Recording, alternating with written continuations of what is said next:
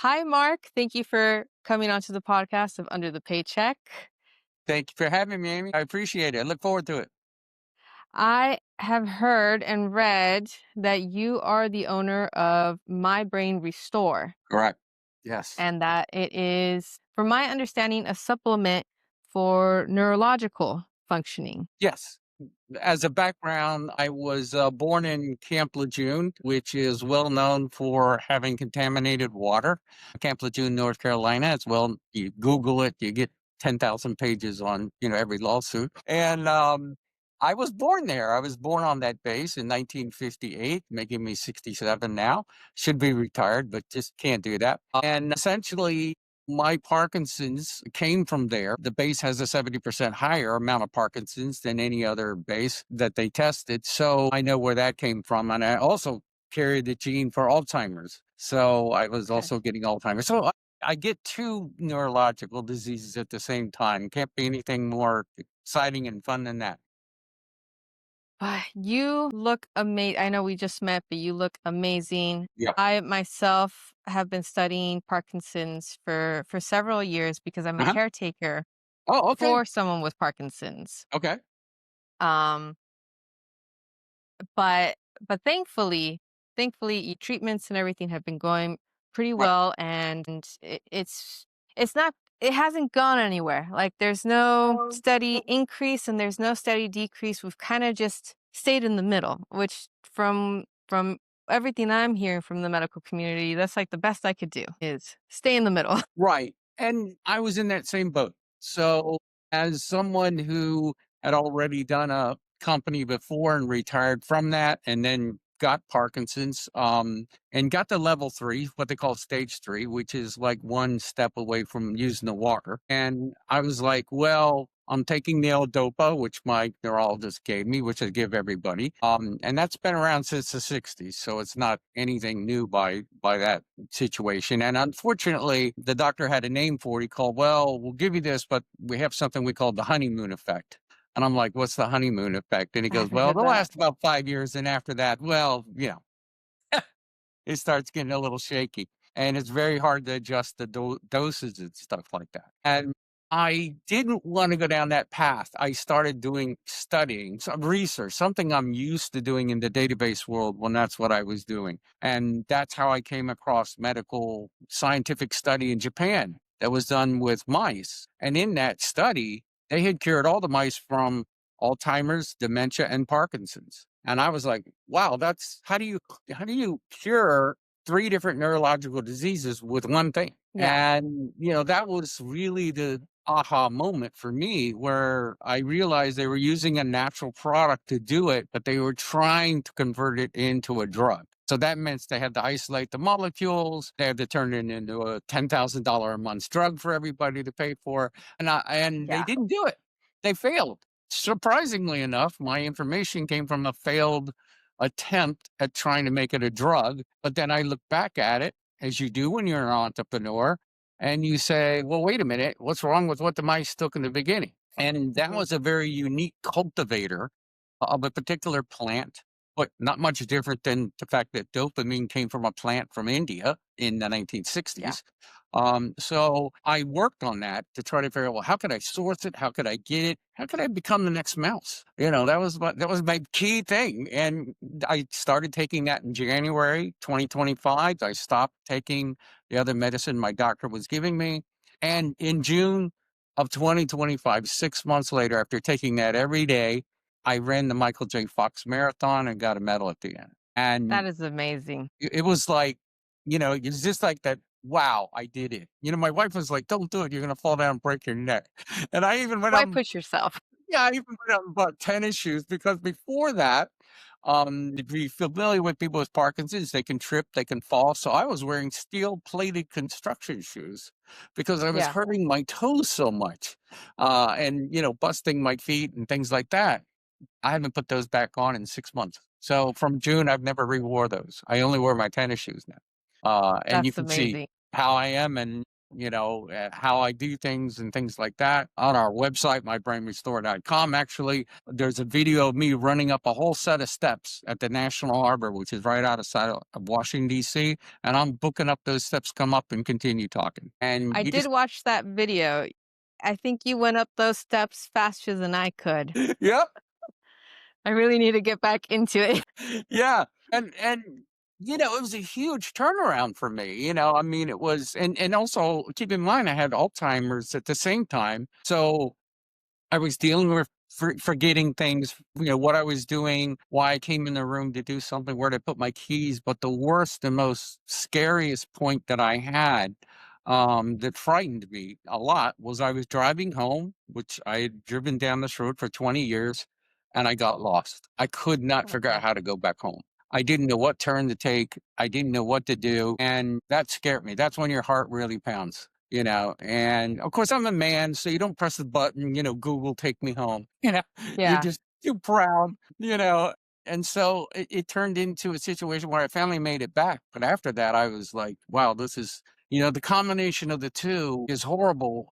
And so taking a natural supplement that worked for those mice seemed like the right thing to do, but I had to make it a certain way. So part of the whole thing for businesses and stuff like this, how do you repurpose things? How do you make them better? How do you improve upon them? So I spent a lot of time doing that, making it palatable, because some people with Parkinson's can't swallow pills. Very hard Mhm. for them. So I made it so it mix in with pudding and things like that and be palatable. So all these things were construction components that I had to go through to get to the point where I am now, where now I'm into 1 year taking the product. And recently I just did some new blood work that the doctor told me, Google told me, cannot be reversed. It is an amyloid beta 4240 test. It cannot be reversed in any way. And they said, no, I'm not going to reschedule it. My doctor was like, no, I'm not doing it. The insurance company's not going to pay for it anyway if I redo it. And I called around the 10 online doctors, finally got one that said, I'll do it. I don't mind. And they ordered it and I got 10% better. So I'm the first person on the planet that I know of that has increased that in the right ratio of that amyloid beta 4240 test. Okay. So that was pretty That is huge. amazing. Yeah. Very I huge. love it. You used to be a database programmer. Yeah. How did you even know or figure out how to get into manufacturing? How to, in a sense, or like enter the medical field, you know, but not necessarily like pharmaceutical, the $1 billion scams and all that, but in a sense, you are in the medical field now. Like I wouldn't even know what the next step is. If I was at my 9 to 5 job right now and I was seeking like even how to get like vitamin A or vitamin B as like my own company, Right. I wouldn't know where to start. Well, a couple things in the computer industry. I started very early in 1975. I was still in high school. I was a young kid, and the only computer terminal that was out there then was one of these ones where you dial on the phone, you plug it into a phone acoustic modem, and you type on a green screen. And I wasn't allowed to use it. I was told I'm Hmm. not in trigonometry, so therefore I can't use it.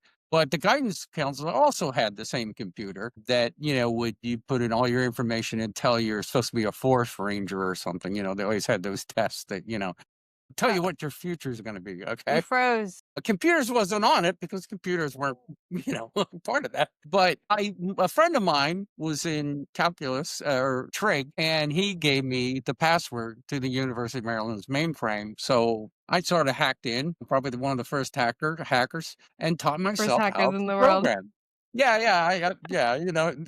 The best hacker and the best computer people are the ones that are hackers. And so I taught myself programming. I taught myself development that. But at the same time, I was working at an animal clinic. I was my mother and father knew a veterinarian very well, and I was allowed to be there. So I was in surgery. I worked the microscope. I helped the doctor in all these different ways. So I really was on a path to be a veterinarian. That was the whole where I was headed. Essentially, I became kind of a first, hacker in the sense of getting into the University of Maryland's mainframe. from my high school. From there, I looked at that green screen, the blinking cursor, which meant nothing until you type something in. Yeah. And so I taught myself how to program, how to do things from a mainframe standpoint. And in the meantime, I was also doing veterinary school in the sense that I was at an animal hospital. I was helping him with surgery. I was helping him. I was on the microscope all the time. I was the total assistant to the Mhm. veterinarian. And those guys loved me. So they were like trying to get me into Georgia University, which was a vet school down there that they went to. So they were all set up to send me there. And so I had this biological background, but the computer was so interesting. I could see it as something that was going to be huge. And so after I got out of school, one of the first things I did was I bought an Apple II computer, which was the old Apples. The Apple One was actually made of wood, which most people don't know. I did not know that. And the whole frame was made of wood. And they didn't sell it actually. The two was the one was on the production line. And I bought that, of course, broke it immediately, because I wanted to take it apart. Mhm. And learned more how to code, how to change code or look at code and change a game to play a different way or something like that. So part of it was learning, how to do those things and modify them and do research and try to figure that out. So those things set me up for my first real big venture, which was I learned to program databases on my own. And I wanted to set up a company because so many people then, this is prior to the web, not the internet. The internet actually came before the web. The web was an interface on top of the internet, Okay. a GUI, what they call GUI interface. And there were bulletin boards out there. Bulletin boards were a way that you could connect to other computers, kind of a 1-to-1 ratio, kind of like we're doing Okay. now. But if you can think of 500 people coming into one computer system, they have One to have space. 500 modems. We became the largest group doing that in the world. And I just kept working with companies. I was near Washington, D.C., all these big companies, American Chemical Society, the International Monetary Fund, the Pentagon, all these groups were looking for help. And I realized there was a business there. I realized that, wait a minute, there's a giant gap here, yet we know how to do it. But I Mhm. didn't really have a team. So I hadn't gone to college yet at all because at that time they wanted to teach you Fortran. And I was like, Fortran? I don't want to learn Fortran. I want to learn newer databases that are out there.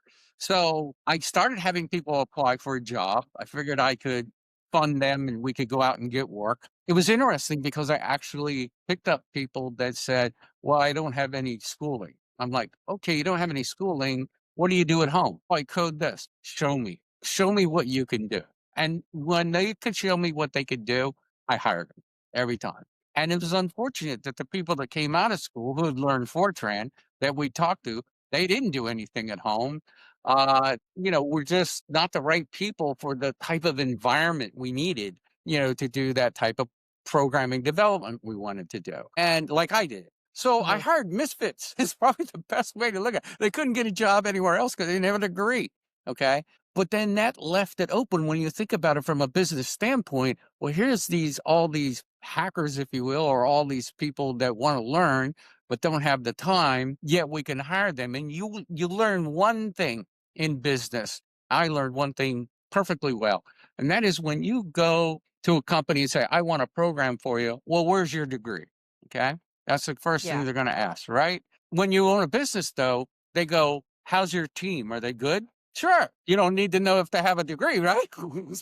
No, you're in business. You have a company. You call yourselves application programming and development. So I guess that's what you guys do. But no one ever asks us for a degree. Enormous companies never ask us for any certification. Nothing, because we established ourselves by our name as to what we did. So part of that was sort of a marketing way of, how do you put this out so that people will be attracted to it, even though your team wouldn't normally be hired by those people. Well, once we got going and we created a long list of clients, huge clients, getting all the way up to Charles Schwab, AOL was our client. We worked with the big players because they would just hire us because they started to learn we were really good. We could turn on a dime and help them. Probably didn't charge them enough. You do learn that lesson, like, don't leave money on the table. Because what was interesting about computer programming was they had no real idea of what it was gonna cost to build something, and I would make the mistake of literally leaving money on the table, where I'd say, "Well, okay, to do that project's K, and we'll do for 50,000." And they said, "Phew, that's good. Mhm. We would have paid you 100." Yeah. So I just started learning what's your budget. Where do you want this project to stay within? Where are we going to be here? Because we may be too high priced for you. Is the game I would play, and then they'd come in and give me a number, a range. That's all I needed. Once I knew the range, then I could work with them. Unfortunately, my programmers always had a problem when I brought them. Would say, "Oh, I can fix that in 5 minutes." I go like, "Be quiet." Mhm. Take No, your don't time tell them with that. it. Yeah, yeah. Because number one, I know you're not going to fix it in 5 minutes. Okay, you're just saying that. So part of that became, when you're in business and you're doing those kind of things, and whether you're a plumber or whether you're, whatever trade you might be in or getting into, which that might be AI right now, and being able to do those kind of things, how do you think outside that box? Yeah. How do you do that? And to get to my brain restore, I had retired, but then I had these two neurological diseases. So by having two neurological diseases, Parkinson's and Alzheimer's at the same time, I went back to that research. How do I research this? How do I think outside the box? There's got to be somebody out there who's bumping in the things that work. And I had tried every supplement out there, and none of them helped me. I wasn't getting any better. And when I read about this Japanese study, which cured all the mice of Parkinson's, Alzheimer's, and dementia, that's when I focused in on I need to get what they got. I needed to figure it out. And that was a lot of what I did, was figuring out that unique cultivator of that particular plant and how I could make it better and pure and preserve itself so that I could take it. And to be honest, I did it for myself, Yeah. initially. But when I made it 6 months through and went from stage 3 to stage 1 Parkinson's and Alzheimer's went away, I essentially, when I ran that Michael J. Fox marathon, was when people came to me that were, had Parkinson's milder than I had, but were coming to me and running alongside me, who had like level 1, where I'm still at 3. They're like, "What in the world are you taking?" Because I'm taking this from the doctor, I'm taking that, and it's not working. So I said, "Well, I take my brain restore." I call it my brain restore because that's what it did. It Yeah. restored my brain. And they said, "How do I get it?" And I'm like, "I don't know. I don't have it for sale. I don't even have a website." Okay. But maybe I better get one. So part of it was building the website. Also, I had no labels for the jars. So the jars literally, this is one of the original style jars with the product, So as you can see, this camera will get really close. It's a fine powder. And eventually it evolved into a product that MBR. looks like this, which is on Amazon right now. We just got our Amazon brand protection and we're on there now. So we've grown, and it's in really from June till now to being on Amazon. Now we're still cleaning it up, trying to make it look better. We filed all our trademarks and everything like that. Our product now is being shipped to 6 different countries, which amazed me. I was like blown away when first people started asking, "And can you ship it to here?" And I'm like, "I don't know. I'm not really sure. I've never done that." So a lot of it, became a learning curve at 67. But then again, I wasn't really affected by the Alzheimer's or the other problems that I had. And as people started taking it, I started noticing DR in front of their names. And I noticed like about 10% of my people ordering were doctors. And I was Mhm. like, well, this is weird. And I finally connected with 2 of them, and one of them was a retired neurosurgeon. And he basically said, "I take it because it works. And I'm a neurosurgeon. I can tell you, if you can get the brain working and cleaning itself, it'll repair itself." So he knew. And he has a subscription. He takes it. And the next person I talked to was a doctor that she would walk with her husband down a nature trail. And she always had to hold his hand because she couldn't be steady. And she said, "For the first time, I let go of his hand and walked down that nature trail by myself after taking your product for like 4 months." And she goes, "It was amazing." She goes, "I don't want to ever miss taking it." And I said, "Well, I'm sorry, I broke you two up." She goes, You did. "No, It's fantastic. I mean, you guys don't hold hands anymore. But those were highly inspirational things that were going on. But then I started to learn even more about the product and how it was working and what was missing in those mouse experiments. And I found out that in 2012, doing some research, that the glymphatic system of the brain, which was only discovered in 2012 by a Norwegian scientist and rediscovered by US scientists in May of 2025, that this is like a cleaning system for the brain. Mhm. And it's like the lymphatic system, but it concentrates on those areas where the Parkinson's and Alzheimer's and dementia and even brain trauma, stroke, things like this get stuck in this filter, if you will, this system that cleans. So when you put the two together, I realized, well, the mice experiments never did that. But when you understand the two and you look at them from my computer standing point, was, well, these two are working. The product is working on clearing that. That's why my amyloid beta 4042 test went up by 10%, because that meant those elements were moving out of my brain into my bloodstream. And so Being that was the filtered. perfect, I knew where I was, I realized it. And I guess for people starting businesses and people doing businesses, for me, this is the way you do it. You always try to be in a position where you have to look at all those things, like how do you stay profitable, is an important aspect, because you could spend a ton of money doing this and then not be profitable enough to keep going. Sometimes you have to, attract investors. In the computer industry, we attracted a lot of investors. We got a lot of them investing into us. But then we had the dot-com bubble happen. And I would warn everyone in AI that there's probably an AI bubble coming too, Oh. because too many people getting involved in AI, too many companies. I've studied it. I've run into some AI systems where I've played with them and gone, this is horrible. So on the other hand, there's some guy in his basement or gal in their basement sitting there doing AI, making movies or whatever, and then the next trillionaire, guaranteed, because I they're going have to make a not thought about series. an AI bubble. I'm just kinda excited that, you know, potentially we're getting robots this year where self-driving is, like, more and more advanced. I'm so focused on all the possibilities, but that's Yes. right, there could totally be a bubble, and we're Yeah. just Oh, I happily think there'll be blissful right now. players. Yeah, I think there'll be players that stick in there and do well. People will migrate to those players, more than the others, but then that makes them better instantly, because now they start gathering more information.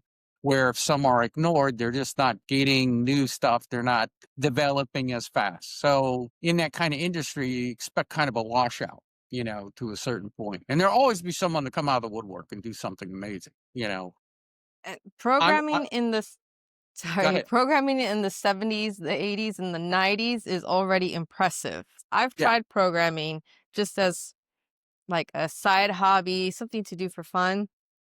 I have so many errors pop up in every single line, and once you fix one, a new one comes up, and it's never ending.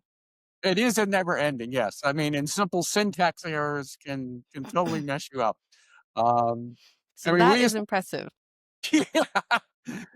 Yeah. So, and with everything from a business standpoint, as your podcast is, those are two businesses that I've gotten into. The database one went well and everything like that. But again, we hit the bubble. We were getting ready to be purchased by a company for $34 million. We already had gotten in $5 million investment and another $3 million investment from a customer that was ours. The customer did so well with our product that we built for them. They came back to us and said, "Hey, I want to invest in you guys." Sometimes your own investors could be people who use your product. And the Mhm. interesting thing is, I'm getting the same result now, that next week I'll be meeting one of my people who takes my product, but he also wants to be an investor. Okay. So, within, because he realizes what it's doing and he realizes its potential, and he has skin in the game, as it would be called. Okay, in this case, hey, do I get it free if I invest? Sure, I'll invest enough, and you certainly will. But you look within your group and you make sure that when you're working with a business and you're starting it up, you bounce it off people. I bounce it off people all the time when I start things. What do you think of this idea? I actually had a couple nurses come over and I said, nurses, here's this product I have.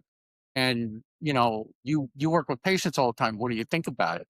Well, of course, they're trying it out in the pudding and things that I had and the yogurt and everything. And then one of them just sticks their finger in it and tastes it and go, doesn't taste too bad, And I'm like, okay, I didn't expect you to do that.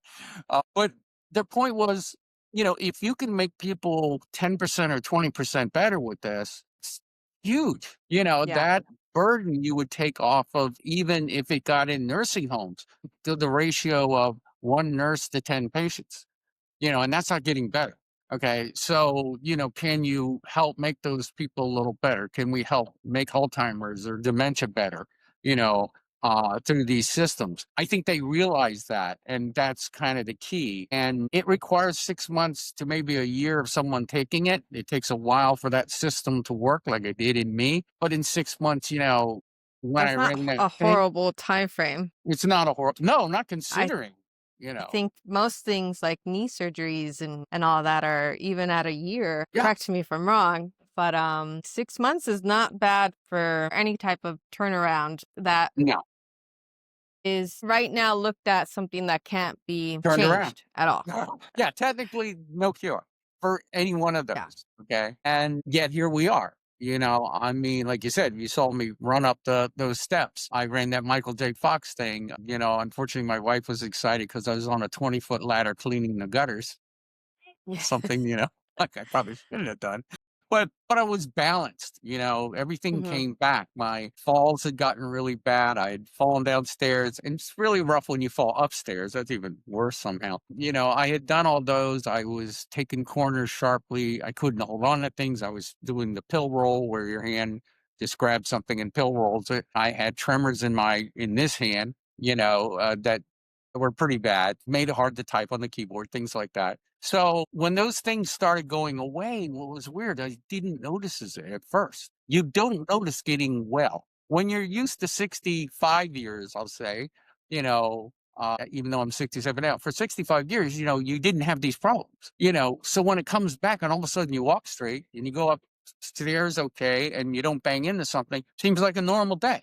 But then when you quantify it and you sit down and go, wait a minute, I haven't hurt myself. I didn't fall down.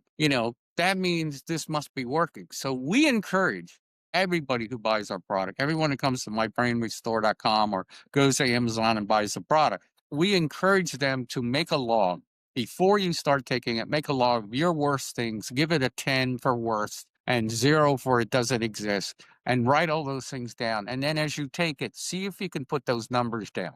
See if you start getting 8s and 7s and go, you know what? Today I didn't trip into anything. The dog respected me. It didn't get out of the way because it knew I was going to fall. You know, My it dogs still trusted get in me. my way.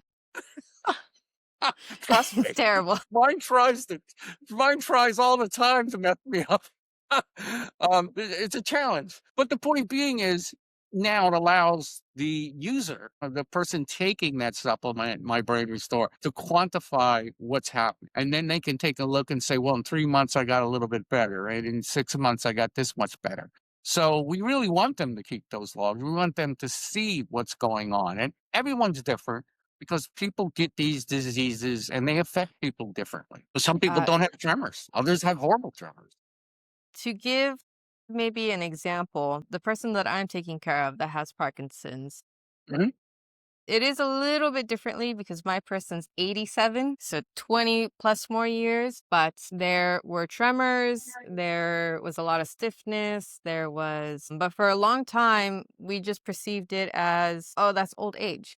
Exactly. It's you start to get like, the hunch over, you somehow went from getting taller to now getting shorter. You don't run, you just Yeah. that's part of getting older. You just go at like a turtle's pace. And it wasn't until there's like some sort, not to like and too much into their detail. There Mhm. was an incident, and then the doctors were like, "Since when did they have Parkinson's?" And we're like, Right. "What? Like, Right. what do you mean? They're just 80." Yeah, because that was back then. Now it's been like 7 years, and it was like, "Yeah, they have Parkinson's." And I was Yep. like, "No, they don't." Like, because it was, when you imagine Parkinson's, at least for me, it was total shakes. Total. For my person, it's just like the slightest of Yeah. hand. And what we thought was old age. So Parkinson's can be in even like somewhat where you don't notice it to where Right. you notice it immediately. And I'm sure you were also on the drug carbidopa levodopa. And as far as Oh, I'm aware, and from all the research and from all the different doctors, that is the main go-to drug. medication in our case. In our Correct. case, that is like the main medication. But from my research, we've tried to research in like Mexico. We've tried to research doctors in like Europe. We've tried Yeah. to figure out like, I love living in the US, but I know the US is also very new. And, we could go back into some like ancient medicines and all of Right. that. And I think that'd be a lot more effective. But I have not been able to find anything. Right. And you totally beat me to it. I found the articles in I believe it was Japan. Yes, Japan was what was interesting was they were studying a Chinese plant in Japan. So they were Yeah, very non-biased. That was what I thought was kind of interesting. They had reached out to the supply in China that grew this plant, an ancient plant that had been around for a long time, but unfortunately has many cultivators now and many hybrids. So just like most people don't know there are 7,500 versions of apples. It I did sounds not know that. amazing, right? But when you think about it, you got Red Delicious, Guyla. I just I think of saw like one three. yesterday. Yeah, I just saw one yesterday called Opal, and I'm like, what's that? I never even Charge. heard of it before. But on Amazon, they sold 20,000 of them. So it's like, wow, I guess people buy this thing. But the point being, this is one cultivator. Like if I said that Granny Smith was what would cure it, that's the only one that would cure it. The other 7,499 aren't going to do it because they're hybrid. So this is one cultivator that they identified that worked. But over the 2,000 years that this plant existed, they had always used it as a hot tea or they cooked it. And the first thing the scientists noticed was that didn't It work. destroys it. It destroyed it. And it's just like anything you cook, it modifies it. It changes the flavor, or like I'm sort of allergic to pineapple raw, but if you cook it, it don't bother me at all. So that modification was the reverse here, where it was the raw form that they used, the seed form, like you would a sunflower seed or something like that, and they would grind it in that form and keep it as cold as possible. That was important. They didn't want to get it hot because the heat was modifying it so it couldn't work right in this direction.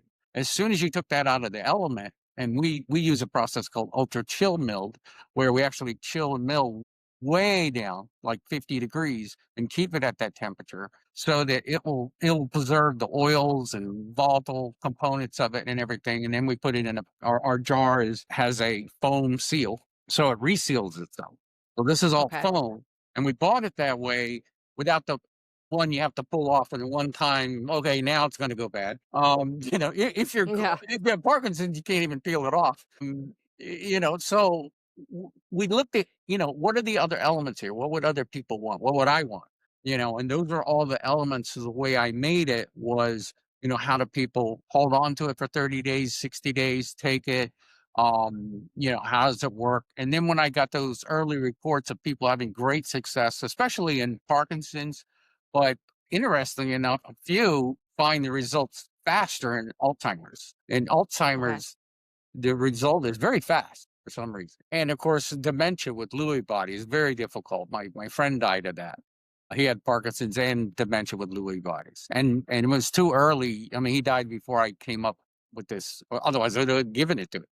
Yeah. Um, but going through all that, really have to look at how you make those things so that they fit into the real world. How do you make those things so that they're cost effective so people will buy them? And this is a subscription base for the most part because, you have to keep taking it. I do have people sometimes buy onesie, twosies, but I'm like, I warn them that's not going to fix anything. Yeah. You really got to stick with it. And I guess for me, the fact that it cured all those mice at 100% level, the other thing they did, and it hits on one thing you said, the other thing that it did was they took the control mice and they gave them the same supplement and they were able to run the maze 50% or 20% better than they did before. So they noted that this could be a preventive. And we have a preventive version that's a smaller dose, same exact product. It's just a smaller dose to keep the glymphatic system clean, keep it working, keep it functioning, so they don't get into this situation. Because Yeah. Parkinson's Better usually to doesn't. prevent. Yeah, yeah. Parkinson's doesn't usually show up until like 50% of the dopamine cells are no longer functional. Then you start getting into the tripping and everything.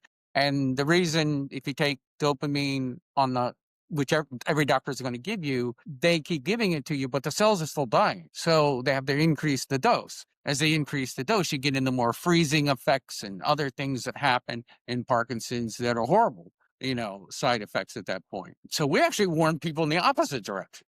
If you're taking this, tell your doctor after 3 months, because they might be giving you too much dopamine, because if your system starts making dopamine on its own, and this happened with Ozempic, people were starting to take Ozempic, but they were still taking insulin. All of a sudden, they were ending up in the hospital, right? Like, oh, okay, your sugar's crashing. Well, yeah, you're taking two things at the same time, and one's giving you pure insulin and the other one's helping your body make insulin. So there's a very unique, analogy to the two that for since January 2025, I haven't touched dopamine from the doctor at all. I have never used it. So I told my doctor I wasn't using it. And they're like, hey, your tremors are gone. I'm completely happy. Whatever you're taking, keep taking it. Not going to interfere with what you're doing. If it's working, it's working. If it's working, it's working. Yeah. I think that's probably the reason that your business is successful, because you could tell you have a passion for it. Oh, yeah. Because instantly, when I think of your business, I'm thinking, one, you're working with science. Now you're working with like manufacturers, possibly not in the US and in a whole another country. Now you have to figure out your Amazon store and SKUs Yes. and copyright Yeah. and how to ship it. And luckily your business is very shippable. Like it's a Right. tiny product. It'll Yeah. fit into like most envelopes, but many businesses are not shippable or in a smaller capacity. Like for Yeah. example, I work in like furniture and stuff. Shipping Yeah. furniture is a hassle, a whole hassle. But for you, that's probably the biggest like upside, while also getting investors, while also No. marketing. While Yeah. it's a lot. Yeah. And No, no, probably, it is a lot, and it's hard to say, when you're doing business like that, like, what do you do first? what do you do first? I mean, it's the cart and the horse kind of thing, which, Or I do you have got to the do it cart, I don't all have at a horse. once in Yeah. small increments? Yeah, and one thing I did do, was that we went direct to farmers and went direct to suppliers to get the actual seed, and we never have it milled overseas at all. And we do that because we can't control the quality. So it Okay. was very important for me to say, okay, I want the raw form, which was harder to get. And sometimes we get labels in, and it would say in English raw form, but we'd translate it with our iPhone and it'd say cooked in Chinese. So, Okay. like, okay, somebody just slapped a label on here, And then we take, of all our batches, we actually take the seeds and sprout them. So we'll take a small portion of that and put it and see if it'll turn into the plant that we want. Okay. But also the seed has a very unique look to it. So I had to do a lot of training in sort of Chinese medicine, like, what does the seed look like? How can I identify it between other Yeah. seeds? Those kind of things. I had to learn to be a horticulturist, A little bit of the a little language, a bit of little bit of the everything. culture. Yeah, but once you learn it, then from a business standpoint, and this gets back to people and trying to think about businesses, you have to think, well, how do I make this grow? What if I'm successful like we are now, getting orders from all over, getting on Amazon? Still not happy with the Amazon ad yet. But the point being is we're getting these orders and things going on. How do we ramp up? So one of the Yeah. initial things I did was before I started the first batch. I said, well, starting from this first batch, how do I ramp this? How do I make it so I can produce $1 million a month in sales? And You how do know, you gain trust? yeah. How do I get there? How do I get from point A to point B? Am I going to need a giant factory? Am I going to need this? And you start to realize I don't need a retail store. I don't even need a window. I need a place that use an occupancy permit person in the health department says, go, no problem. No one even walks in here. I said, no, no one walks in here because we're not a retail store.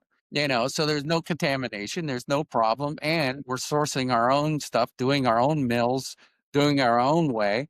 And it was important, though, to trademark, some of the things that we did. So we filed trademarks. You have to look at, whether you're going to patent your thing or whether you're going to keep it a secret formula. There's no doubt you go to a rib place, that's serving barbecued ribs, they're not going to tell you the recipe. The sauce. Yeah, they're not telling you the secret sauce. It just says spices. That's all it says. I'm not telling you what spices. So we had to look at it from that standpoint too, because once you put it and you trademark or patent it, rather, you're presenting your patent to the world, and you're telling them essentially how you I'm did it. here. Like, Yeah, yeah, yeah. So let's part of do it this. was that. The other part was really staying in contact with our customers. We do not allow AI, even though I like it in many ways. We don't allow it to enter the phone. People can call us 7 days a week. They will either get me or my assistant. And if not, they leave a message. We call them back because our people we deal with, a lot of them are older or they're caregivers. So for caregivers, it's important, like, well, how do I give this to the person I'm taking? And knowing my friend who had dementia, if you gave him the wrong thing, he'd throw it at you across the room. Throw a whole thing of pudding. Like, I don't like this flavor. So the idea was with the powder, with this powder idea, and we give a little teaspoon with it, half a teaspoon with it. We ship it with it. We tell people mix it in with yogurt, mix in it, whatever they like, whatever's cold that they like, whether it's applesauce or whatever, mix it in so they won't throw it at you. You know? And that's worked out well. The caregivers have been able to get it to their, person with those kind of issues, and started to see results and things like that. But nobody's been taking it longer than me. The mice, unfortunately, got dissected, so they're not there. But they did prove that everything cleared from their brains. And that's why I did the blood test, because the only other way I could do this and figure it out was the blood test ratio had to change, in my opinion. And that's exactly what happened. But wow, fighting the establishment, fighting doctors, wow, that was tough because they didn't want to do it. And they got that 7 minutes with you and they got two people in the other room. I said, have you guys ever read about this? I asked both my neurologists, you guys even know about this test? They're like, no. I said, do you ever read these things? I don't have time to read that stuff. And Yeah. it's sad.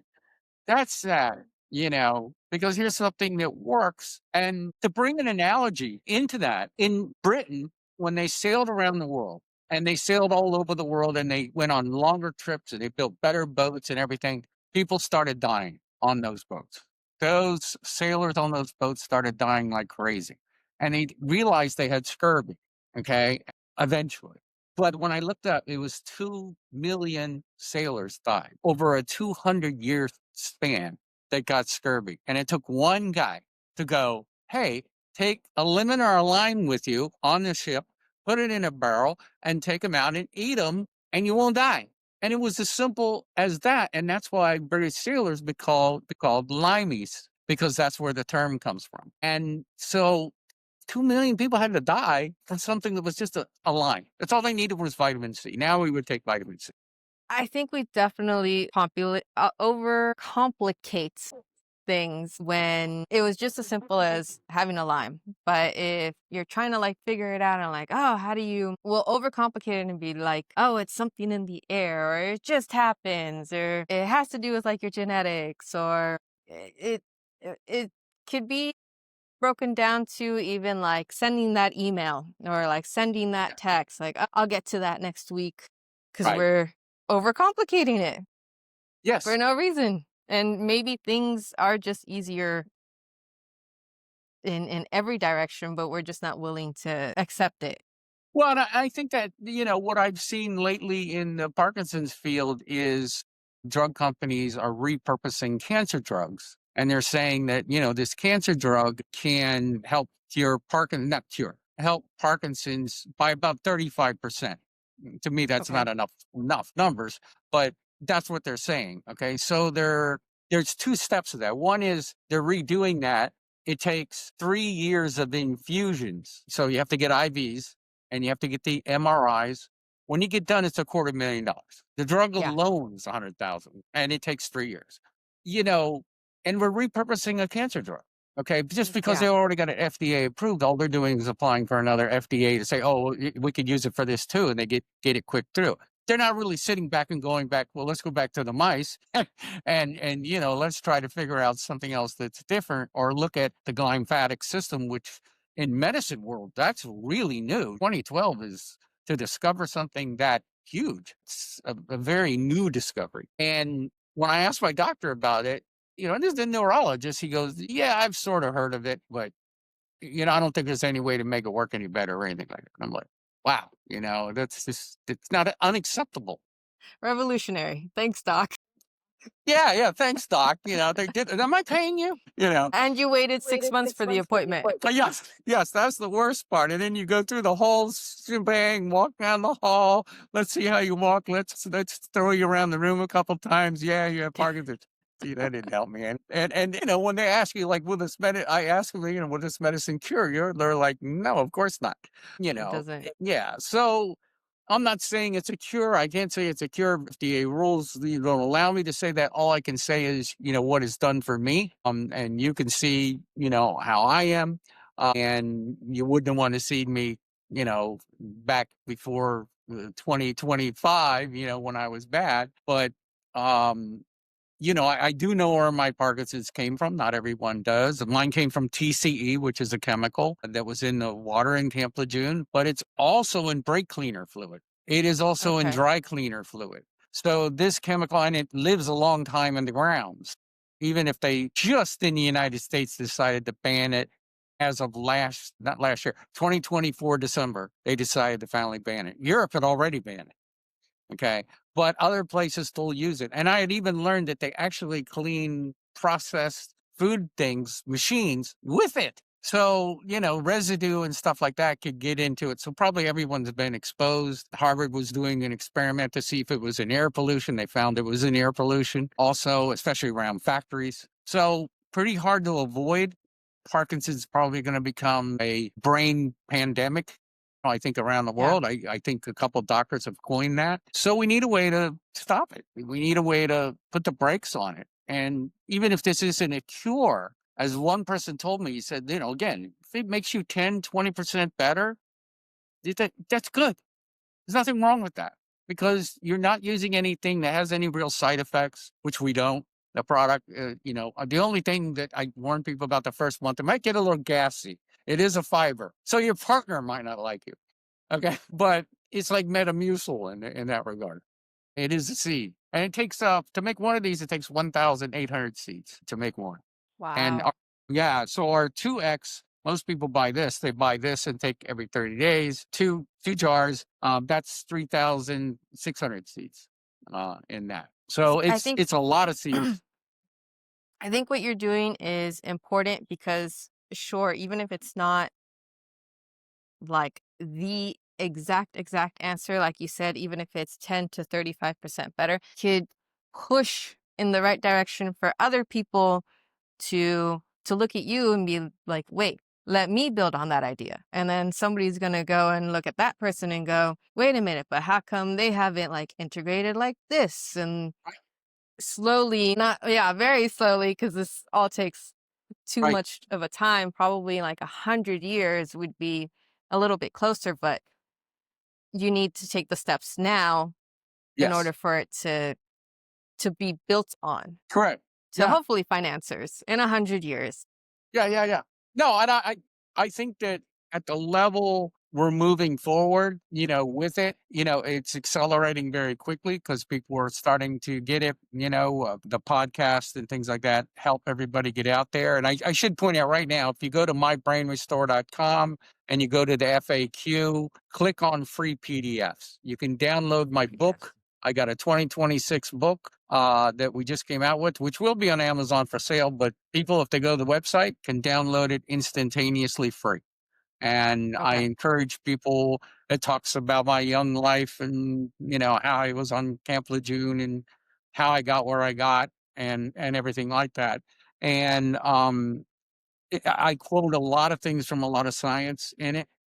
But hopefully, when people get done reading it, they understand better, what kind of, what they it can expect. And they can also understand that, drugs come from weird places. If you really want to find the weirdest one, your group can go to Google and Google Ozempic and lizard, the word lizard. If you do that, you will find out that the saliva from a Gila monster is what they use to make Ozempic. No. Right there, right there. And it's Oh. probably because that animal bit things and it cut down on the sugar in that animal and killed the animal. Of course, the lizard could then eat the animal. You didn't have to Mm. bite, hold on to it. You bite it and just wait. So, it worked. Another one is we all know Tamiflu. Tamiflu is out there. It's a drug used to prevent the flu and things like that. And that comes from this product right here, star anise, well known for your pho soup. Okay, which my camera is moving here on me, What is that? and I'll try to hold it back. So it's the little stars like that Uh-huh, if I were to look at that out on, like, out in nature, I would not immediately go in pho soup. Is what it's used in. And it looks just like this. It looks like a star. I don't know if that's going to focus in or not, but has an amazing smell to it, almost like a licorice. But it's used in soup. But it's what became Tamiflu. The Tamiflu Wow. that they sell at the drugstore was based on this. As a matter of fact, the ability to get this product in the Asian markets disappeared because the big drug companies were buying it all up as fast as they could until they could synthesize it. And now they don't worry about it. They made their own version. Okay.